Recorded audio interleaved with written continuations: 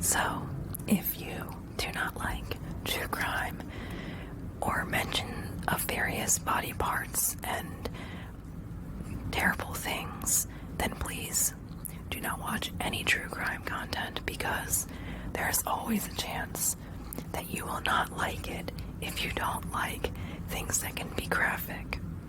They're not always going to be. However, I will not hold back if I am recording true crime content. You have been warned. If you watch this and you don't like it, you know not to watch it. If it's not your jam, then don't click. Otherwise, for those who enjoy true crime content, let's get started. Good evening, Moonprincess here, and tonight we're going to talk about a true crime case. And this one is about the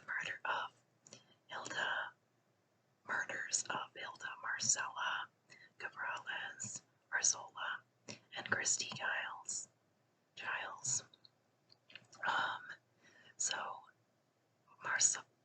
Marcela was an interior designer from Mexico, and Christy Giles was a model from Mount Olive, Alabama, and she was discovered while in a shopping mall by modeling agents. Christy is described by her friend Carly Ann Amos as a vibrant and loving woman. She went on to state she loved to protect her friends, her community of people. She would do anything for anyone. She was such a light. She was the brightest light of all, honestly. So model Christy Giles, 24, and Hilda Marcela Cabrales-Arzola, 26, architect. So the police report that the women were given drugs in a home in the 8600 block of Olympic Boulevard, which led to their overdose and ultimately their deaths. The apartment was located in the Pico Robertson neighborhood. So this took place November 12th to November 13th. They died the 13th. They met the men after partying on the November the 12th. Because they were up all night. It was technically the 13th. And then by the time the bodies were found at the hospitals, it was November 13th in the late afternoon, evening.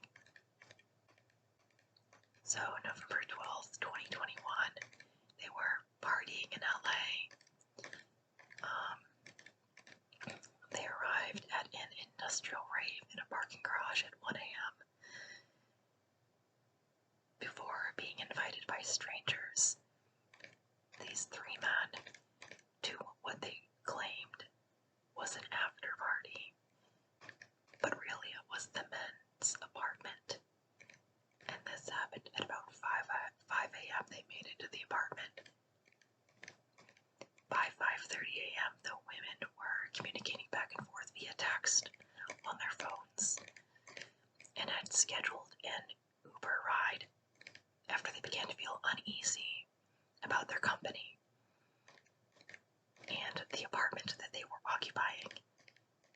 It is reported that they began their night at an art studio where Giles consumed cocaine, ketamine, and smoked pot. From the art studio, they made it to the rave at 1:10 a.m. David Pierce, Brant Osborne, and Michael Ansbach can be seen arriving there as well by CCTV footage 2 hours later at 3:10 a.m. At the rave, the three gentlemen invited them to a Rufus Du Sol after party, which is an Australian EDM group. While none of the men were in any way associated or connected to Rufus Du Sol, they left the rave with the three men departing in Osborne's Hyundai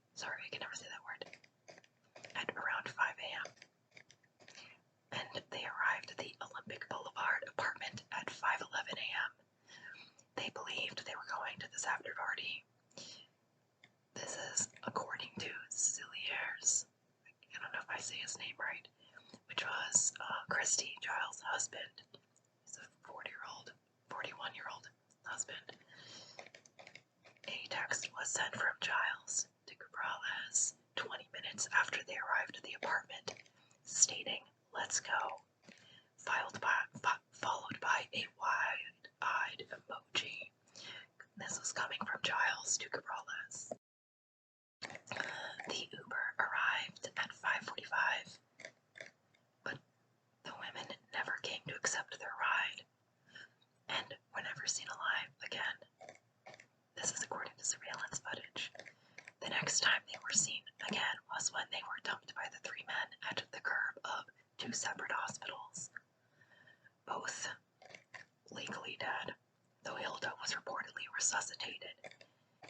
At some point between 10:30 a.m. and 4 p.m., neighbors in the apartment reported hearing moaning sounds as though someone were in pain, occurring on and off, coming from the direction of their apartment. When Christy's husband woke on November 13th, 2021, he tried to get a hold of Christy and wasn't able to do so. This left him feeling really uneasy. He had gone to visit family that weekend and was not home at the time of her murder. For safety reasons, he and Christy shared locations with one another, and he was able to track her to her last known location through her cell phone, and shared with others on social media in hopes to determine if it was familiar to anyone online. Reportedly, people online told him it was the home of David Pierce. According to her husband, he was familiar with the name and would not have associated it with him himself. He considered him to be a shadier individual, and he had a really bad reputation. Her husband believes the women were prevented from leaving the apartment to make it to the Uber. There are also rumors floating around that Pierce might be connected to some kind of underground porn scene and known for going to snuff parties. Again, this is all major speculation. There's no concrete evidence to this claim. I just thought it was an interesting food for thought. Though this is not confirmed, like I said, snuff parties, which I really didn't even know, even though I'd heard the term. There were people attend to watch someone being murdered. Christy was left at the curb of Southern California Hospital, located in Culver City, California. And then Hilda was, Marcela was left at the curb of Kaiser Hospital, where she was admitted under critical condition and remained there until right before her 27th birthday, when her family decided to pull the plug.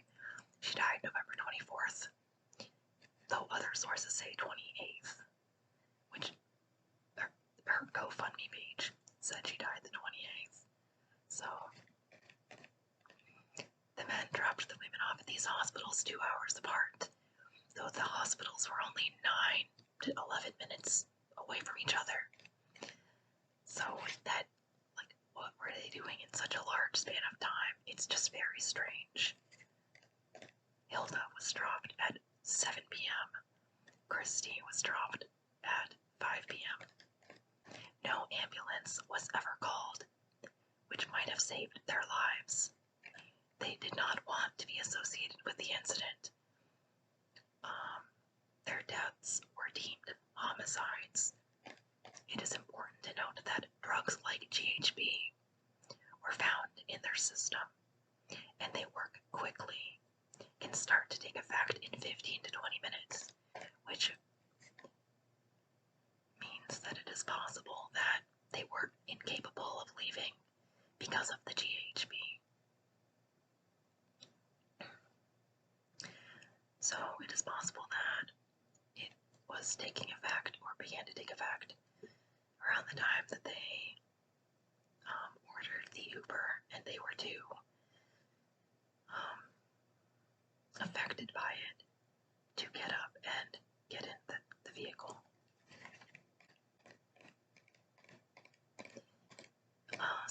Marcela, or Hilda, sorry. I kind of flip around between different, she has like multiple names. Her cause of death was multiple organ failure and multiple drug intoxication, while Christie's was multiple drug intoxication, one of which included GHB, though they both had GHB in their systems. So they found cocaine, fentanyl, so like heroin, gamma hydroxybutyric acid, which is, I believe, GHB, and ketamine. So Christy's husband says that she would never have taken heroin, that she has relatives who have an addiction to it, and she is adamantly against heroin because of how it has affected her family.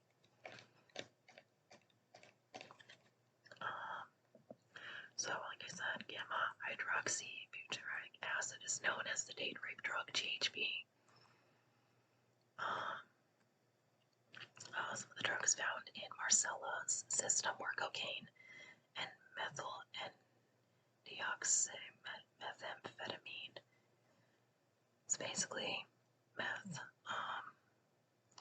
According to Christy's father, there were no scratches or marks that might signify any type of struggle had occurred, which he says is inconsistent with his daughter, who would have fought back against David. But given the cocktail of drugs that were found in her system, it makes sense that she would not have been able to put up a fight, especially with GHB. That's the whole point. But yeah, this information was provided to him by people in the emergency room. So, Christy's mother's name is Dusty, by the way, and they have been on TV and very public about this. Her husband, Celiaris, he believes the women were unwillingly drugged by the three men. Also, two actor friends of Osborne, which is one of the men. I believe he's the one. Well, sorry. So two of them live in that apartment. The other one I don't think does. But we'll get back to that in a minute anyways. So, two actor friends of Osborne disclosed to detectives that Osborne claimed he had the craziest weekend of his life, that women had joined them at the apartment to party, that one of them, Christy, went into a room by herself while the other, Marcela, was hooking up with one of his roommates. One of these actors was David Marietta Jr. They also shared at some point that Osborne told them he was going to the store to purchase a COVID test for work, and that when he returned, Pierce told him he believed Giles was dead. That he had searched for a pulse and found none. That he was worried about how this would make him look. So instead of calling 911, he opted to drop the women at different hospitals, hoping it would, I don't know. I feel like that just makes you look more suspicious. But what do I know? Alright. So they were able to get a pulse from Cabrales, but, you know, she never recovered, and they had to take her off life support. So one of the actors listening shared with police that Osborne proudly noticed officers missed a bunch of drugs, as well as one of the phones that belonged to one of the victims. They didn't find her phone that we took, and so we had to ditch that, and then, thank God, they didn't find, like, these drugs underneath this money, or we would have been, like, big trouble. Foot in mouth, dude, you're an idiot. Of the three men involved in the deaths, who was at least present? How involved? We don't really know at this point. His name's Ansbach. He reported to police the existence of videos of the girls using drugs in the apartment. Videos that he says are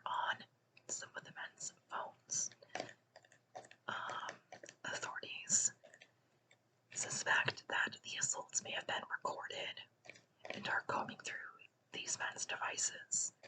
All three suspects. If not the assaults themselves, then the drug use or other evidence that might help the case. They're going through their phones, tablets, laptops, SD cards, cameras, flash drives, VHS tapes, because we're taking it back old school, and voice recorders. So if an accidental OD occurred, why wouldn't these men have called an ambulance? Because it wasn't an accident.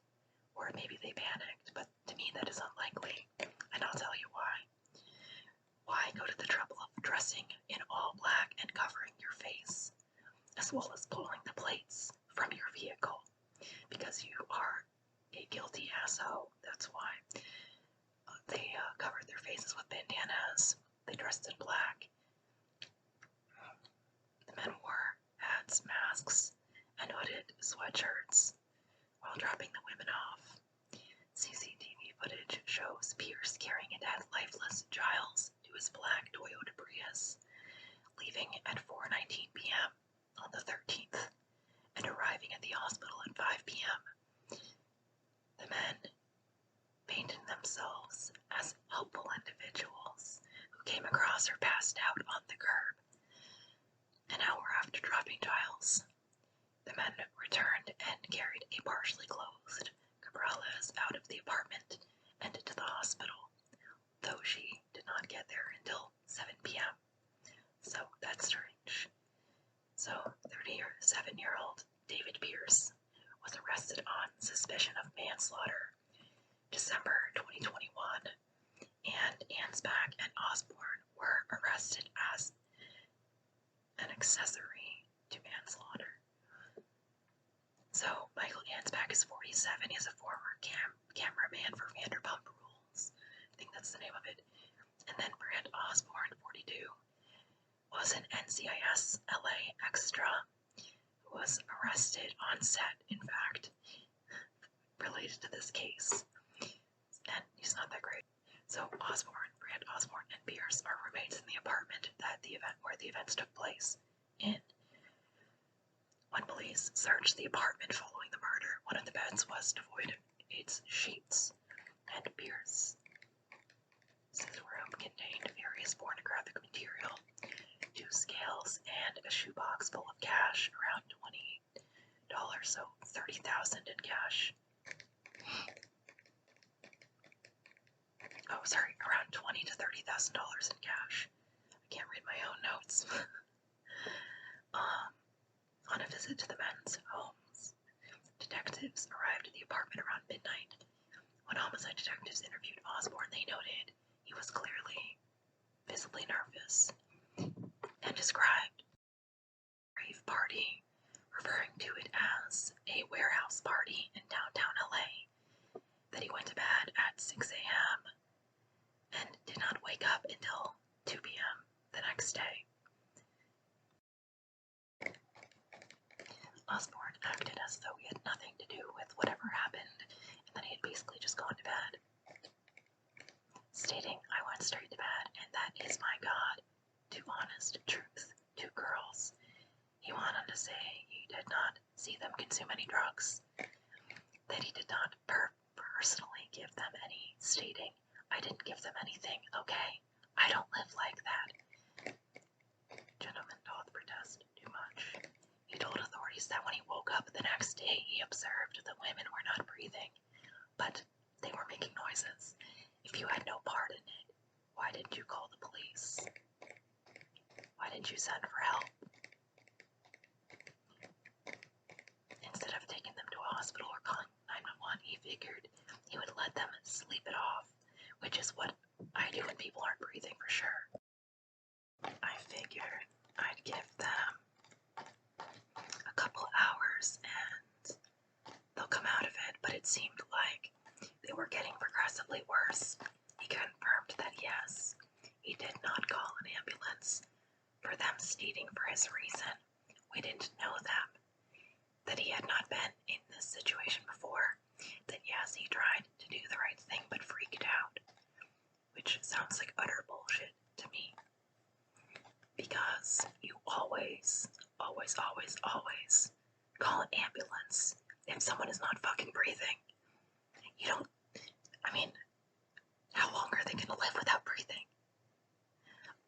You call an ambulance.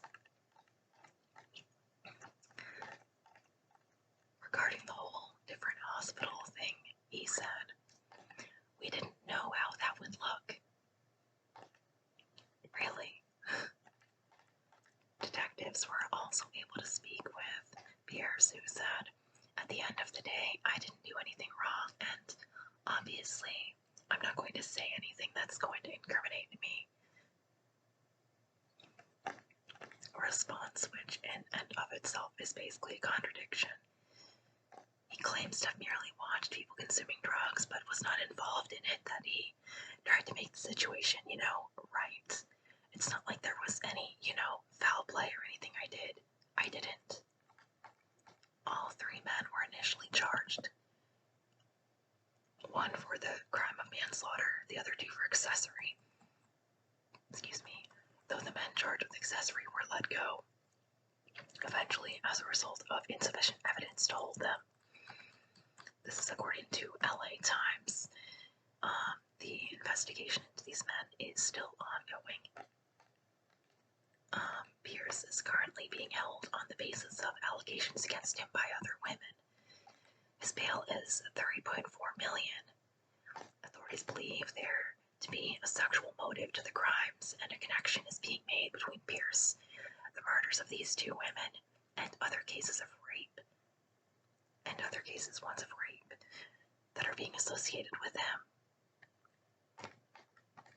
Pierce has been associated with other incidents of rape. It is also likely more women will come forward in the future. Other allegations stem from August 2010, February 2019, February 2020, and October 2020.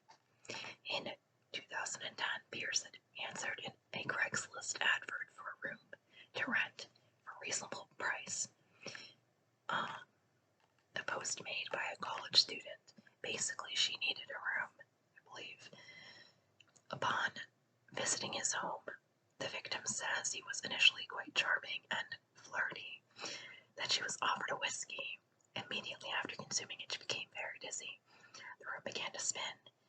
She recalls coming to being penetrated by a wine bottle. So, basically, the victim fought him off and vacated the apartment. According to a probation officer, Pierce had texted threats towards her family. Also, he had been arrested December of 2010. Yes, then he was arrested December 2010, sorry. He was arrested in 2014 for sexual assault and alleged rape accusations in 2020. In 2020, he was again accused of rape, though this time the DA decided not to charge him with this crime, claiming insufficient evidence to back her claim of rape following collapse, or following, passing out. The incidents, victims reported Pierce recalled their address and threatened bodily harm to family members if they chose to come forward. One of the women he drugged and raped he met through Tinder, another through a job networking site. He is currently facing charges for forcible rape in addition to one count of rape of an unconscious or asleep person, charges of sexual penetration by a foreign object. And these are all, again, separate incidents, some of which date back to more than 10 years ago. Regarding the case we are covering, while some reports claim autopsies show no indications of sexual assault, it was also reported that nurses who cared for Hilda, Marcela, had observed vaginal bleeding and an abrasion to her vagina. Additional attention is being focused on Pierce as a result of these sexual assault allegations by 4 women. According to LA County District Attorney George Gaskin, Pierce sexually assaulted a woman back in 2010, is accused of raping another in February 2019, and another 2 incidents reported from 2020. It is also reported by Law and Crime that Steve Bauer from Scarface lived witnessing him assault a woman back in 2008. This is according to the Daily Mail, so take that as you will. That he attended a house party during the time they lived together in Beverly Hills, and that's where the incident took place, was at a house party. He went off somewhere in the house with a Latina woman whose friends started looking for her when she disappeared. This led her and Bauer to search for the woman, finding her rushing out of her room to get away from Pierce in tears. Pierce tried to get Bauer off the party and essentially claiming that he didn't know what she was talking about. According to the woman that night, David cornered her and locked the door. So, told him she did not want to do anything with Pierce, that she was not interested, but he persisted, telling her she was into him and tried to force himself on her. Though Pierce denies these claims and says she's making it up, kind of insinuating her wanting to appear prudish, but that really she was into it. This led to a scuffle between the two men, which caused Bauer to move out immediately following the incident. He had lived in a spare room of David's house, I believe. Bauer characterized David as a nice guy for a week, until one sees his true character when his darkness shows. That he talked to him about how he drugged women to take advantage of them, to have his way with them. He is reported to have a stack of women's IDs he used to provide underage women access to clubs as well as stolen credit cards. He was said to have told someone that he needed the IDs since a lot of women they hang with are underage, which, I mean, seems self-explanatory, like why you'd have the IDs, but it's really creepy, I think. The men who observed these things did not report this information to police or take any kind of action about this. You really have to wonder why they chose not to do so. Did they feel pressured? Did they think it would make them look bad? Were they concerned about having issues with him? Why would you not do something about this? This puts women at great risk. This is a classic example of the bystander effect. When you see something, say something. When you see something, say something. It's not okay. So, LA DA George Gaskin is quoted saying, "My office takes violence against women, very seriously. My office takes violence against women very seriously. By aggressively prosecuting sexual assault cases, we make our community safer and protect others from becoming victims in the future." Sorry. Goes on to say in a statement, "This case is evolving and we continue to work with law enforcement in developing evidence of other possible crimes. If you have any information, please contact the Los Angeles Police Department immediately. The pervasiveness of these types of crimes highlights the need to more severely criminalize serial rapists and similar offenders who, in many cases, escalate into killing. In this case, their deaths are being considered manslaughter, that it was not intentional. There's also the potential underage rape aspect that is important. It is like 4 women are just a few of many women, this piece of shit garbage human being assaulted. It also speaks to issues with reporting of incidents of assault by witnesses of these crimes or even reporting of other information. If you see something strange, say something. It is important to build a history and a paper trail.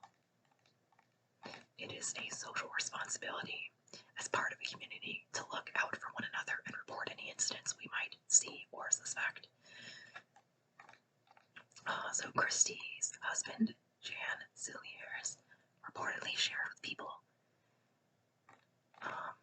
December as the men involved were taken into custody, saying, "But I also understand that this is just the beginning of the battle. There's going to be a lot of stuff to get through in order to get these guys in prison. I know that I have to be strong, and I'm going to do everything that I can to make sure that my wife gets the justice she deserves, even though no amount of justice is ever going to bring her back to life. And she's still going to be gone, he continued. But hopefully it stops these guys from doing anything else to any other women. I will link their GoFundMe pages in the description. Celia has put together the GoFundMe for Christy with the help of Amos, her friend, in order to provide money for private investigators, independent autopsies. An independent autopsy, I'm not sure if they handled both bodies or just Christie's for that. And also financial compensation to motivate witnesses to come forward. The GoFundMe for Hilda Marcela served to cover medical costs for her time on life support, family's travel costs, the financial cost of transport of her body back home to Mexico, and the cost of the funeral itself.